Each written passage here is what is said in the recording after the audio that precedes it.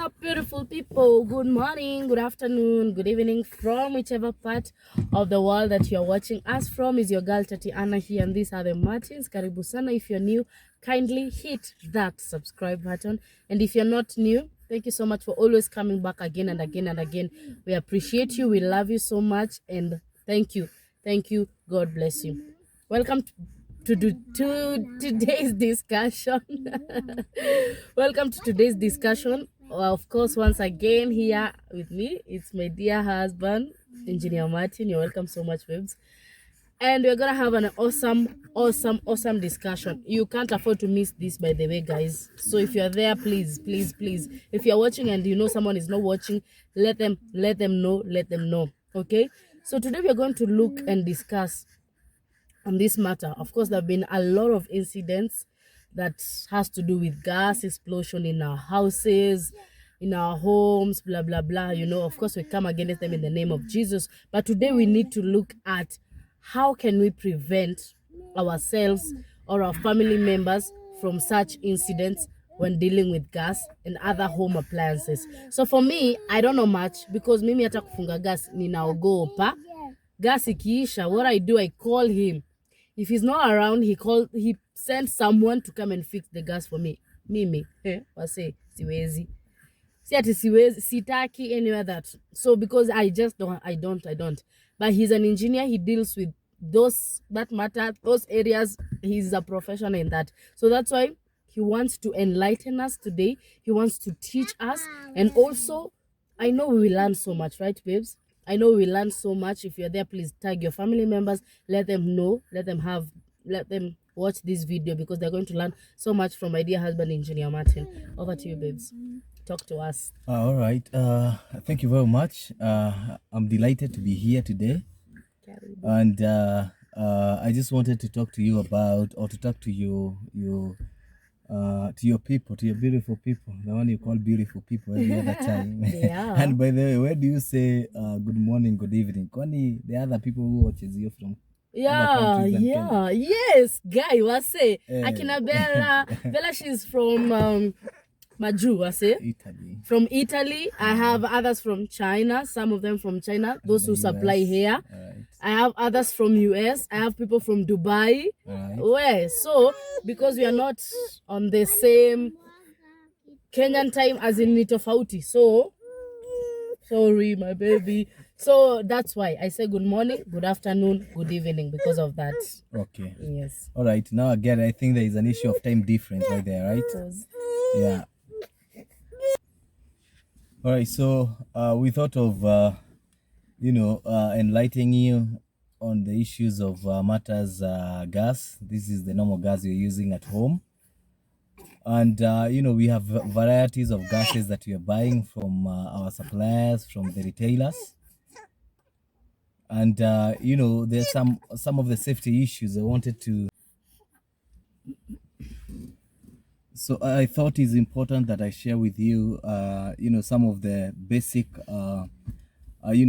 practices. They're called good practice in the market that we can use to ensure that, our homes are safe, our families are safe, our children are safe. All right. So some of the issues I wanted to discuss is, first of all, we understand why are we going the gas way? Why not, maintain using the firewood? Firewood right now, you find that, in terms of the calorific value, all of us, we did the chemistry, what is calorific value. Calorific value is the heat content. The heat content of gas per kg and the heat content of fuel. I mean, firewood is that even kerosene is in the same mixture. You find that the density of kerosene as well is heavier. So you find that burning, it will going to produce a lot of carbon and therefore polluting the environment. And we are trying to, protect the ozone layer, which in return protects us against, global warming. So you've had a lot of global warming stuff. When you turn out to your CNN station, you hear a lot of global warming, a lot of ozone depletion. But these are some of the issues that cause that. But the most important, the most remarkable characteristic of gas is that it burns without carbon. All right, it burns 100%. All right. And the other thing is that its calorific value per kg is very high. So you find that when you burn 1 kg of gas as compared to firewood, as compared to kerosene. Other use IDO, it's called industrial diesel. Others use bitumen.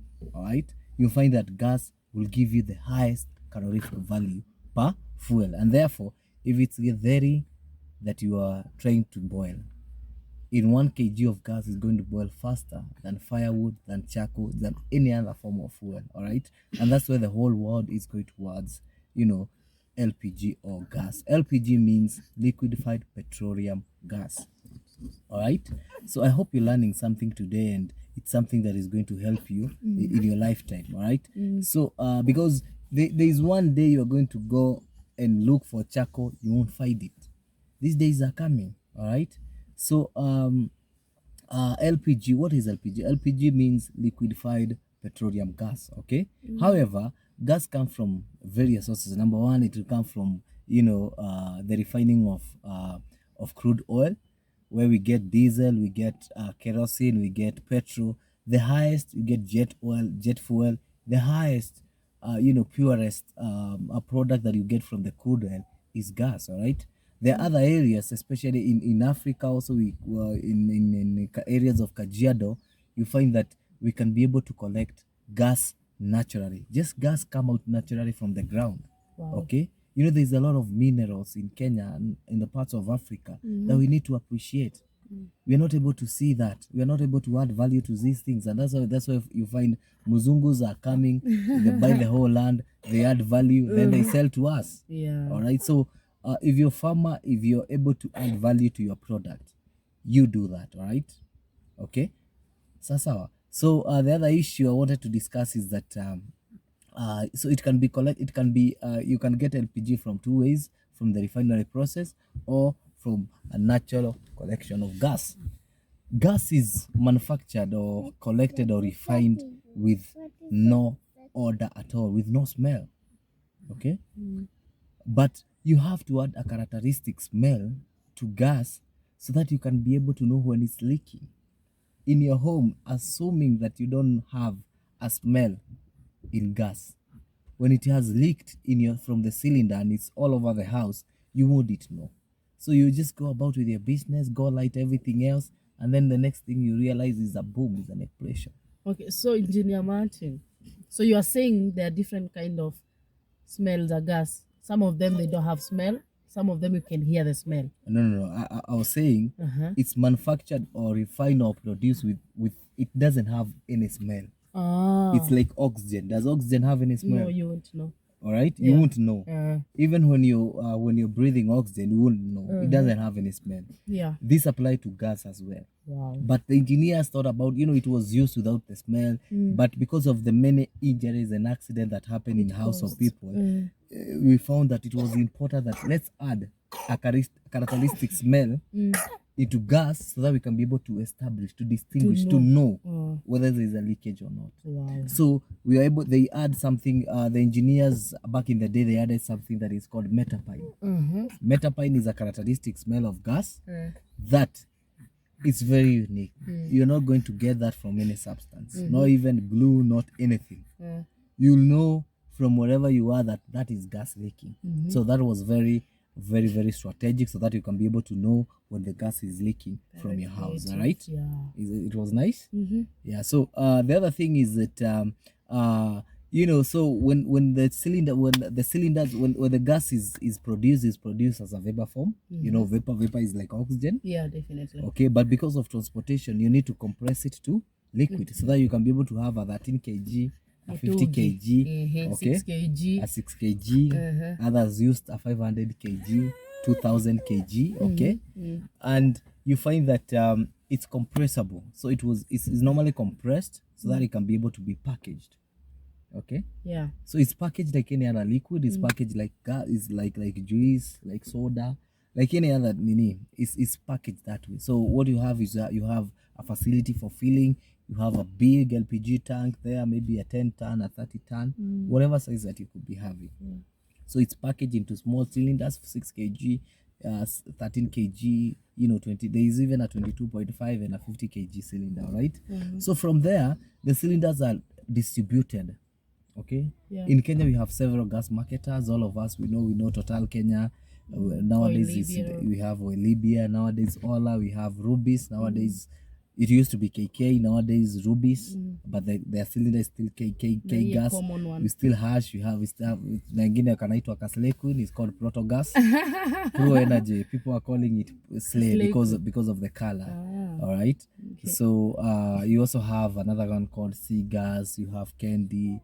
All right, so we have various varieties of gas in the market, but the component is the same.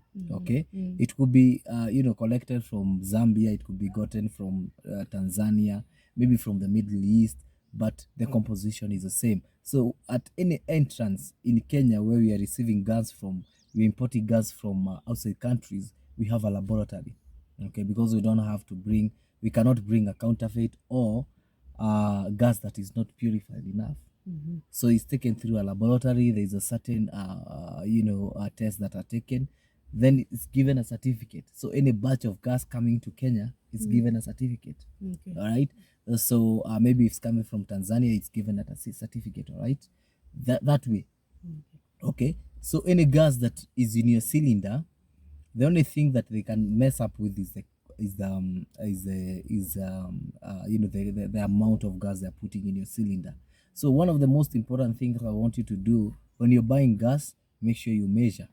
Okay, if you have bought a 6 kg cylinder, make sure you measure. How do they measure? So at every retailer nowadays, you find there is a weighing scale. Yeah. Okay. But the weighing scale need to be calibrated. You need to also check whether you ask them, is the weighing scale calibrated? Because weighing scale normally loses accuracy. Okay, you find that you're losing accuracy, you're losing by about 10%, 5%, and most often than not, you find that if it loses accuracy, it's for the benefit of the seller, not you, not the buyer. Okay, not the other citizen in Kenya. All right. So what happens is make sure you measure. Tell them you want to know how much gas is inside your cylinder.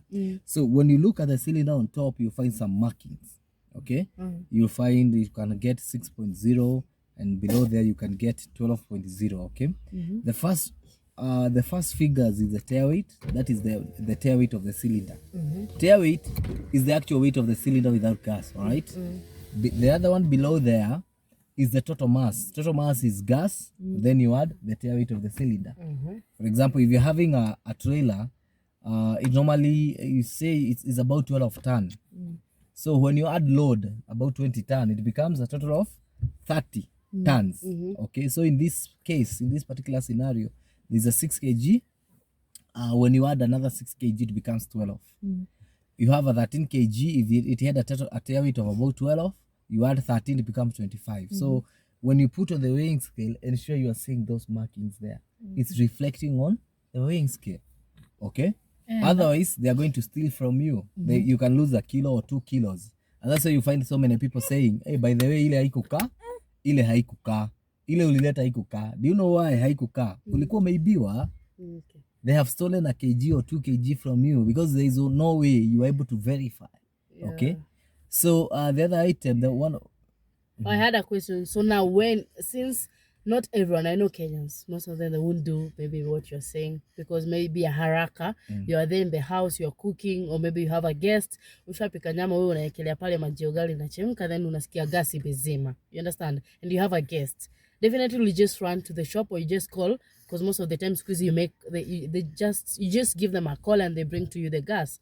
Understand? So because you're in the house, they'll just come, bring them tungi, when a maharaka, wash a gas, and you continue cooking. So for such a scenario as that, because most of the time, right now in this Kenya, saizi unapata kuwa watu wengi waendei mitungi wapi kwenye gas station. They are just ordering and it's coming in the house. So how are they going to deal with that? And also, as you're dealing with that, you can also begin now to tell us, for that someone who has already bought a gas, ako na haraka kwa nyumba anataka kuwasha because she's having guests who are coming or the kids are hungry na amechelewa, how can she avoid such accidents za gas sasa? Like, right. How can I do it? Okay. So I think in a nutshell, what I'm trying to say is that there are few various verification you need to take. Number one, an LPG cylinder has an expiry period. Yeah. All right. And that's why you find when you're going to the supermarket, you may want to check is the bread that I'm buying, has it expired? Okay. Why don't you do the same check for the cylinder that you're buying? Because if you don't do that, they're going to bring a cylinder with a defect in your home. And that's where we go wrong. This is where we're Personally, going wrong. I've never checked. So there's some markings that are on the cylinder. You'll have something called test date. Okay. Test date is going to show you the year and the month of testing. So when you do that, the validity of the cylinder is 8 years in the market. Okay. So what you do is that from that test date, see whether 8 years have lapsed. If it has, don't pick the cylinder because it has not been duly checked. Okay. Yeah. So please ensure that you do that. Okay. Because when that cylinder you pick and you take to your home, if nothing, if in the event of an accident, there's nobody else to blame. It's you. The people in the retail, they won't even look at you. They will say you didn't buy from here. All right. Is your mess. You left the gas running. Okay. Excuse me, sir, I have a question.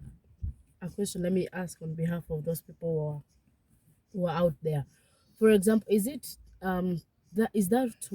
that why people always order from maybe the branded companies like Total and Olivia compared to the small ones who are rising, and it's good. Like of course we need to give people opportunity to grow, you understand? But is that the reason why people normally buy from Akina Total, Akina Olivia? Because most of the incidents, mind you find that all the explosion that normally takes place in the houses, you'll never find Mtungia Total or Olivia. And I'm not here to advertise them. I know nothing about Total and Olivia or anyone there. But I'm just trying to say, you find that most of them, these are the upcoming companies.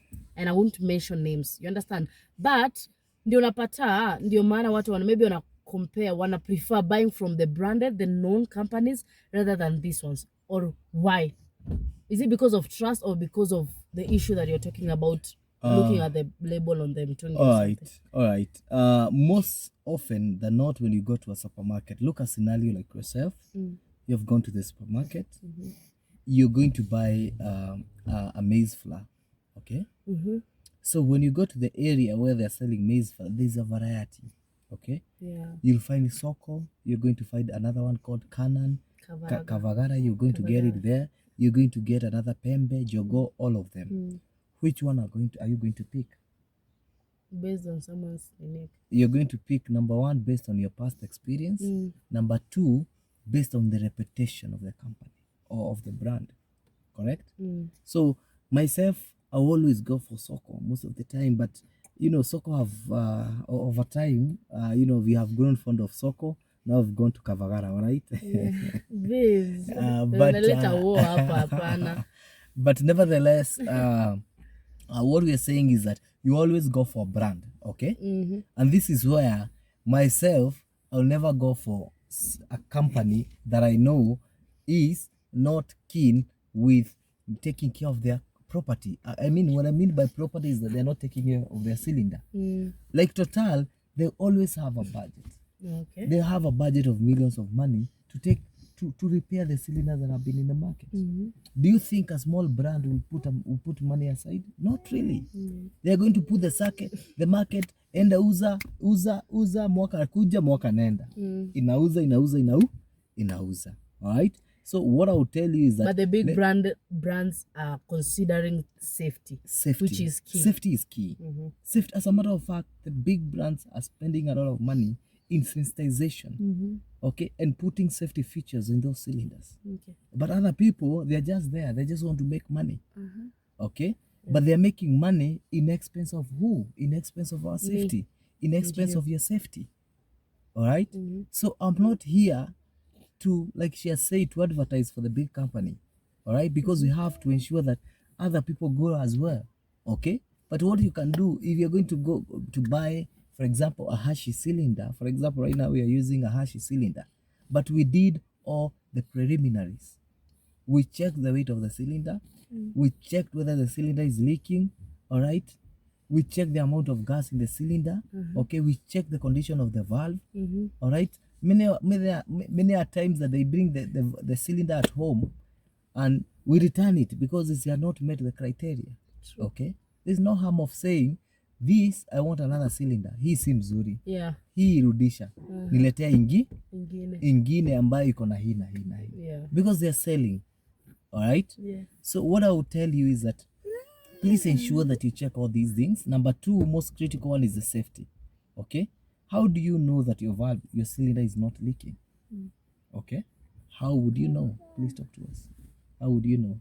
Or how do you know? How would you know that whatever have been brought home by a rider is working and is not leaking? Okay. How would you know?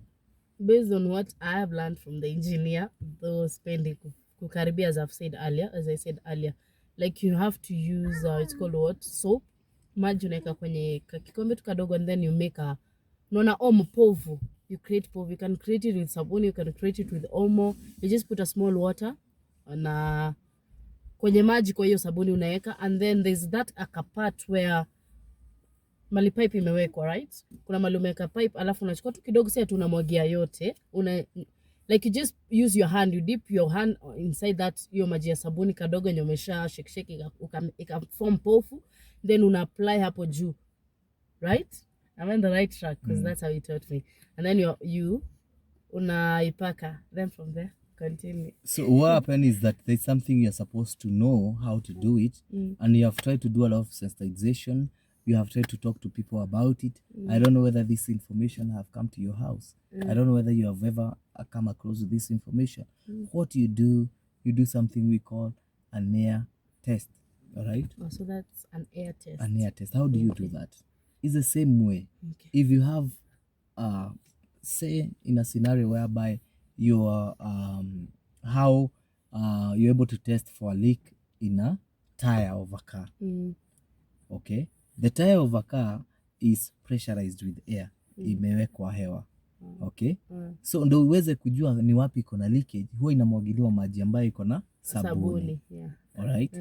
Ukiona mahali inatoa povu, inatoa bubbles, that's where you have your leakage. Yeah. Okay? Yeah. I want you to do the same from today going forward. Cylinder ikija kwako nyumbani, weka pale chini, asikimbize kwa kitchen. Usikuwe na haraka. Whether 6 kg or 13 kg. Hata ukiweza, better yet, tafuta maji kwa karai ambayo iko na sabuni, tumbukiza ile cylinder pale ndani. Okay? Mahali kuna bubbles itakuonesha. That's a signal that your cylinder is profusely is leaking. So ukiweka hiyo mtungi yote kwenye maji haina nini yote, haitakuwa na any effect. Okay. You just want to know whether there is anywhere in the body of the cylinder is leaking. Yeah. Because what she's saying, you'll just establish any leakage on the valve or on the socket of the cylinder. But you might not. But what about on the other side of the body? Yeah. So akileta kuwa na karai yako pale nje, tubukiza ile mtungi kwa karai. Ukiona mahali inatoa povu, jua kwamba mtungi yako iko na leakage. So what do? Don't accept that cylinder. Wewe, don't accept the cylinder, okay? Just tell your guy, please go back with your cylinder is leaking. Please go bring a cylinder that is integral, that is working all right. Yeah. So I hope I've been able to enlighten you on a few issues here and there. But better yet, in a nutshell, take 2 precautions, all right? Check the weight of the cylinder, check whether the cylinder is leaking, all right? Yeah. When you have done that, when the cylinder has come to your home, ensure that after you have done with cooking, there is always a valve in your regulator, the regulator that you have mounted on the cylinder. Close it every time that you are finished working on the cylinder. Most of the time, even at my home, I find that they don't close there. They just close on the equipment. Wanafunga tu kwa equipment, kwa gas cooker. But it's advisable that you also close the valve on the regulator ile ya mtungi. Kwa hivyo natumai kwamba umeweza kusoma kitu siku ya leo, na I'll be coming with other tips sawa ya mambo ya magari, ya mambo ya stima, ya mambo ya vitu nyingi sana ambazo tunazitumia hapa nyumbani. Nitakuja na waelimisha, hata sikuwaelimisha, tunaelimisha.